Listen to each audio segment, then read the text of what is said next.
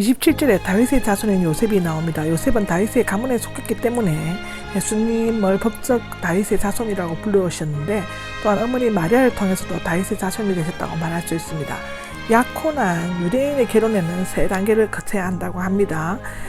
첫 번째가 약혼인데, 흔히 어릴 때 당사자의 맞선이나 의사 여부에 관계없이 부모들 사이에서 이루어졌으며, 이 약혼은 상방의 동의에 의해 파악될 수 있었으며, 남자는 여자에게 문서, 하계트를 주고 벌금을 주어야만 했다고 합니다. 두 번째는 정혼인데, 이미 거행된 약혼을 다짐하는 것이면 법적으로 부부가 되는 것입니다. 그러므로 정혼한 여자는 출가하기 전에라도 이미 법률상 결혼한 것처럼 간주되었습니다. 약혼은 파악할 수 있으나 이혼 수속이 필요하면 약혼한 남자가 죽으면 가부 처녀로 분류한다고 합니다. 정혼이 될 때 절대적인 구속력을 가지면 10개월에서 12개월의 기간이 거치게 되는데, 이때에는 타인과 간음하면 법에 의해 죽임이 당하였습니다. 요셉과 마리아는 이런 정혼 관계에 있었다고 하죠. 세 번째로는 정혼 기간이 끝나면 꼭 결혼식을 올리고 혹은 정상적인 부부 생활에 들어갈 수 있었다고 합니다. 처녀는 성경 외의 문서에는 젊은 여자라고는 의미도 쓰였지만, 성경에는 결혼하지 않는 미혼녀, 소녀 등을 가리키고 있습니다. 마리아는 요셉과 정혼한 사이였지만 아직 동정녀였습니다. 동정녀는 히브리어 원문에 알마로 되어 있는데, 주로 결혼 여부에 관계없이 보통 20세에서 40세의 젊은 여성에 대해서 쓰여져 있습니다. 성경음이 없는 순수한 처녀를 의미할 때 베툴라를 사용했습니다. 그런데 70년은 알마를 보통 처녀로 번역하지 않고 순수한 처녀를 의미한다고 번역되어져 있습니다. 말하자면 원문과 번역의 사이에 차이가 난 것인데, 원래 알마의 원근인 동사 알람은 감추다, 숨기다의 뜻을 가지고 있으며 처녀가 아버지의 집에 은폐되어 사는 것을 의미하였다고 합니다. 같은 어근을 가진 남성의 알람은 결혼 전 풋내기 소년을 의미했다고 성경은 기록하고 있습니다. 특히 알마는 구약에서 6번 사용되는데 모두 결혼하지 않은 처녀에게만 사용되었다고 창세기 24장 43절, 출애굽기 2장 8절, 시편 68장 25절, 잠언 30장 19절이 나와 있습니다.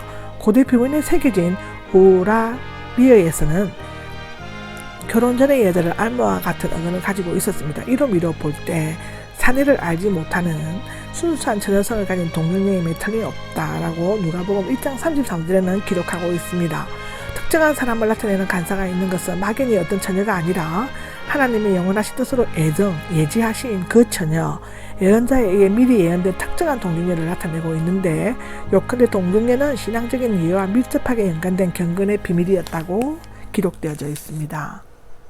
절입니다. 천사가 들어가서가 나오는데, 이 이야기는 환상이나 꿈에서 이루어진 것이 아니라 실제로 천사가 방문해서 대한 내용입니다. 말하였다는 인사하였다로 빌 게이트가 번역했는데, 기뻐하라, 기쁨에 넘친 인사말이며 즐거워하라는 뜻을 나타내는 명령어의 원형 동사입니다. 즉 즐거움이 너와 함께 할지어다인데, 은혜 받은 자인데 충만한 은총으로 번역되어져 있습니다. 마리아가 자신에게 간구하는 자들에게 은총을 줄 수 있다는 주장의 근거가 되었습니다. 아베 마리아는 여기에서 비롯되었습니다. 내가 여인들 중에서 복이 있도다가 삽입되어 있는데, 마리아는 한낱 인간에 지나지 않았지만 예수님이 잉태한다는 점에서 다른 모든 여인보다 더 많은 찬사와 축복을 받는 것은 너무나 당연한 것입니다. 그러나 그 은총을 베풀 수 있는 은총의 어머니가 아니라 단지 은총을 받을 수 있는 은총의 딸에 지나지 않는다고 기록하고 있습니다. 9절입니다. 29절에는 몹시 놀라서가 나옵니다. 부정각으로서 마음이 크게 요동하다, 혼란 상태에 빠지다를 의미하는데, 그녀가 혼란 상태에 빠질 정도로 놀라고 흔들리는 것은 천사가 나타난 사실보다는 천사가 건넨 인사말 때문이었는데요. 그 다음에 천사는 마리아의 임신 사실을 알리고 마리아의 설명 요구가 뒤따랐고, 이에 대한 천사의 답변과 마리아의 순종이 계속 이어지고 있습니다. 곰곰이 생각하였다가 나오는데, 미알료시상으로서 추론하였다, 숙고하였다의 뜻인데, 마리아는 기이한 체험을 하고 놀라기는 했지만 이성을 잃지 않고 맑은 정신으로 온전한 판단력을 지니고 있었다고 기록되어져 있습니다. 이를 보면 두려워하지 말라가 나옵니다. 사가랴에게 한 위로의 말과 같은데, 하나님이 한 현연의 형태로 나타나 천사를 보고 두려워하는 것은 너무나 자연스러운 현상입니다. 그러나 두려워하지 말아야 할 것은 그녀가 하나님께 은혜를 입었기 때문인데요. 은혜는 원래 자랑스러움, 우아함, 즐거움이란 뜻이거나 후회, 친절, 선물, 받을 가치가 없는 자에게 주어지는 은혜를 의미하는 말로 쓰이게 되었습니다. 때로는 칭찬, 하나님에 대한 감사의 의미로 쓰였는데 칭찬은 누가복음 6장 32절, 감사는 로마서 6장 17절에 기록되어져 있습니다. 1절에는 임신하여가 나옵니다. 잉태는 전적으로 성령의 역사였는데 삼위일체 하나님의 두 번째 위격은 여전히 남아 계시면서 하나님의 아들이 동정녀의 몸에 잉태되어 이 세상에 태어나실 것입니다. 잉태 순간부터 예수님은 완전히 하나님이시며 완전한 인간이셨습니다.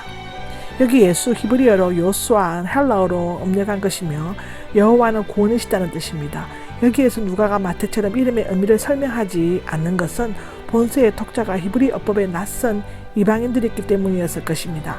천사는 마리아에게 5가지 사실을 예고하였습니다. 첫 번째 예고는 앞으로 크게 되어가 나옵니다. 32절에 나오죠. 이 말은 요한의 임신 사실을 알릴 때에도 사용되었지만 둘 사이에는 엄청난 차이가 있습니다. 즉 요한은 메시아의 길을 예비할 자로서 사람들 중에서 가장 큰 인물인 반면에 예수님은 하나님과 동등되시고 모든 인류를 구원하실 구세주라는 의미에서 가장 크신 분이신 것입니다. 두 번째로는 가장 높으신 분의 아들이라고 불릴 것이다 라고 하는데요. 70인역과 유대 문헌에서 하나님을 나타내는 명칭, 특히 하나님의 탁월성과 초월성을 나타내는 명칭으로 사용되어져 있습니다.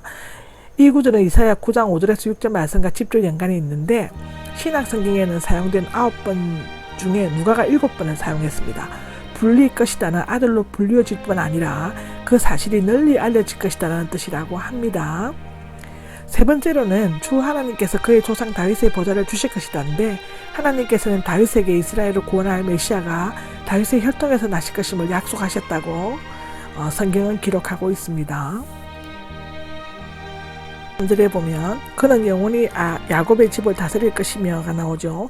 야곱의 집은 이스라엘 민족 전체라고 사도행전 7장 46절을 말하는데 보다 더 정확하게 영적인 이스라엘을 나타낸다고 마태복음 3장 9절, 로마서 10장 10절에서 13절에는 기록되어져 있습니다. 또 5번째로는 그런 그의 나라는 끝이 없을 것이다 라는 것인데 비록 중재자로서의 그리스도의 역할은 언젠가 끝나게 되겠지만 두 분이 한 분이신 아버지와 아들의 나라, 곧 그리스도의 나라는 영원히 지속될 것이다 라고 시편 45장 6절에는 나옵니다. 14절에는 나는 남자를 알지 못하는 데가 나오는데 알지는 성적인 관계를 나타내는 히브리어 이야다의 의미로 사용되었는데요. 현재 시상은 과거의 모든 행동을 포함한 현재의 상태를 나타내며 과거뿐만 아니라 지금 이 시점에서도 여전히 어떤 남자와도 접촉한 적이 없는 순전한 처녀임을 나타낸다고 합니다. 동정녀 탄생에 대해서는 많은 비판들이 있어 왔는데 그 이유는 신약 성경 기록자들 중에서 오직 마태와 누가만이 이 사실에 대해서 언급하고 있기 때문이라는 것입니다. 그러나 다른 복음서 기자들 마가와 요한이 비롯하여 베드로, 바울 등도 동정녀 탄생에 대해서는 분명히 알고 있었을 것입니다. 그들은 마태나 누가가 예수님의 탄생에 대해 언급하였으므로 굳이 중복하여 기록할 필요를 느끼지 않았을 뿐 아니라 만일 다루었다면 동정녀 탄생을 언급했을 것입니다. 바울은 여자에게서 나게 하시고 갈라디아서 4장 4절에 나오는데 그 말을 함으로써 간접적으로 동정녀 탄생을 언급하고 있습니다. 동정녀 탄생은 역사적 사실뿐만 아니라 믿음으로만 이해할 수 있는 신앙적인 사건이기도 합니다. 이 구절에 근거해서 가톨릭 교회에서는 마리아가 영원히 동정녀로 지냈다고 주장하지만 전혀 타당성이 없다고 합니다. 왜냐하면 동정녀로 예수님을 낳은 이후에는 계속 자녀를 낳았기 때문인데요. 이 기록은 마태복음 12장 46절, 마가복음 3장 31절에도 나와 있습니다. 어떻게 그런 일이 있을 수 있겠습니까? 이 일이 있을 수 없다고 부인하거나 믿음이 없이 묻는 것이 아니라 어떻게 이 일이 가능하고 이루어질 수 있는지를 설명을 요구하고 있습니다. 사가랴가 내가 어떻게 이 일을 알 수 있습니까? 네, 즉 어떤 표적으로 보여줄 수 있습니까? 라고 묻는 것과는 전적으로 차이가 있다고 합니다.